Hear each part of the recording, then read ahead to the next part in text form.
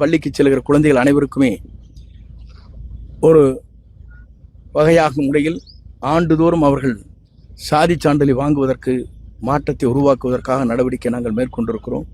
Identity card என்று சொல்லப்படுகிற ஒரு அட்டையை வழங்கலாம் என்று நாங்கள் முடிவு செய்திருக்கிறோம். அதற்கான பணிகளையும் முதல்வர்கள் ஆணையிட்டு இருக்கிறார்கள். அந்த அடிப்படையில் முதல்வருடைய உத்தரவுக்கு இணங்க அந்த பணிகள் நிறைவேற்றப்படும். அவருடைய முகவரி, அவருடைய ஜாதி சான்றிதழ், அவருடைய பிளட் குரூப், அதற்கு பிறகு ஆதார் அட்டை, அவருடைய தொலைபேசி எண் அனைத்தும் அதில் இணைக்கப்படும் என்பதை மகிழ்ச்சியோடு தெரிவித்துக் கொள்கிறேன். ஒரு ஐடென்டி கார்டு நீங்கள் வைத்திருப்பதை போல ஒவ்வொரு மாணவர்களுக்கும் 10, 12 படிக்கின்ற மாணவர்களுக்கும் முதல் கட்டமாக வழங்குவதற்கு நடவடிக்கை மேற்கொண்டு வருகிறோம். வருவாய்த்துறையை பொறுத்தவரையிலும் கல்வித்துறையும் இணைந்து மாணவர்களுக்கு டேட்டா என்று சொல்லப்படுகிற முகவரி, அதேபோல பிளட் குரூப், ஆதார் அட்டை, கல்வி தகுதி போன்றவை வழங்கலாமா என்று நாங்கள் பரிசீலித்துக் கொண்டிருக்கிறோம். அதில் குறிப்பாக நம்முடைய பகுதியிலே சென்று ஆசிரியர் பெருமக்களுக்காக வருவாய்த்துறையின் மூலமாக 10, 12 படிக்கின்ற மாணவர்களுக்கு சான்றிதழ் கம்யூனிட்டி சர்டிஃபிகேட் கொடுக்கிற வழக்கம் உண்டு. அது 5 ஆண்டு காலமாக தொடர்ந்து இந்த பணிகள் நடைபெற்றுக் கொண்டிருக்கிறது.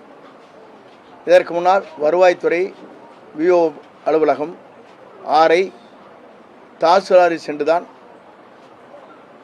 அந்த சான்றிதழை பெற முடியும். இப்போது பள்ளிகளில் சென்று அந்த பணிகளை வருவாய்த்துறை ஆற்றி வருகிறது. ஆகவே பள்ளி கல்வித்துறையும் வருவாய்த்துறையும் இணைந்து டேட்டா என்று சொல்லப்படுகிற அவருடைய முகவரி, அதேபோல கல்வி தகுதி, சான்றிதழ் மற்றும் ஆதார் அட்டை QR கோடு மூலமாக வழங்கலாமா என்பதை நாங்கள் பரிசீலித்துக் கொண்டிருக்கிறோம். 2 துறையும் இணைந்து பேசியதற்கு பிறகு அந்த முடிவுகளை மேற்கொள்ள இருக்கிறோம். ஜாதி சான்றுகளை பொறுத்தவரையிலும் அந்த கல்விக்கூடத்திலே ஆசிரியர் கேட்கின்ற அதற்கு மட்டும் 10, 12 அங்கே சான்றிதழ் வழங்குவதற்கு துறையின் சார்பாக தொடர்ந்து இந்த 5 ஆண்டு காலமாக நடைபெற்றுக் கொண்டிருக்கிறது. அது தொடர்ந்து நடைபெறும். அதே நேரத்தில் நாம் வழங்கப்படுகிற டேட்டாவில் ஜாதி அடிப்படையில் இருக்காது. ஏனென்று சொன்னால் பள்ளியிலே கொடுத்து விட்டதற்கு பிறகு அதில் இடம்பெறக்கூடாது என்பதுதான் அரசுடைய நோக்கம். ஜாதி மதங்களுக்கு அப்பாற்பட்டிருக்கிற இயக்கம்.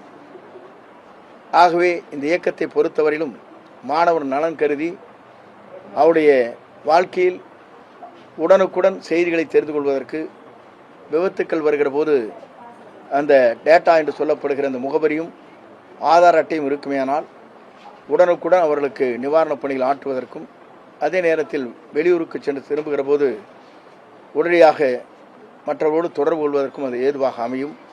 இதை மட்டும்தான் நாங்கள் செய்ய போகிறோம். சில நேரங்களிலே பத்திரிகை செய்தி ஒன்று வந்ததாக எனக்கு செய்தி வந்தது.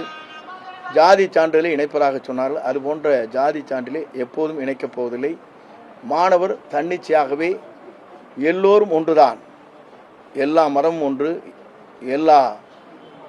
எல்லோரும் ஒன்றாக வாழ வேண்டும் என்பதுதான் நம்முடைய கல்வித்துறையின் மூலமாக நடைபெறுகிற இதுவரை நடைபெற்றுக் கொண்டிருக்கிற நிகழ்ச்சிகள். ஆகவே டேட்டா மட்டும் இருக்கும், பிளட் குரூப் இருக்கும், ஆதார் அட்டை இருக்கும்.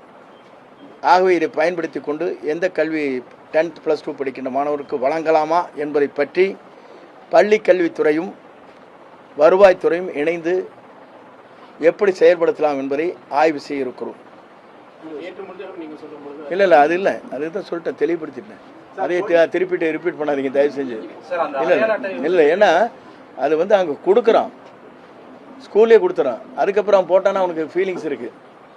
மாணவருடைய உள்ளத்தில் எப்படி இருக்குன்னா அது போடவே கூடாது, அது வேண்டாங்கிறது தானே. எல்லாரும் ஒரே மதம் ஜாதிக்கு அப்பாற்பட்டு தான் பள்ளியில் படிக்கிற குழந்தைங்க இருக்கிற காரணத்தின் அடிப்படையில் அது என்றைக்குமே கொண்டு ஒரு வழக்கமே இல்லை. நான் டேட்டான்னு சொல்கிற போது ஜாதி சான்றிதழ் அங்கே வழங்குகிற போது இந்த டேட்டா வழங்கப்படும் சொன்னே தவிர வேறொன்றும் இல்லை.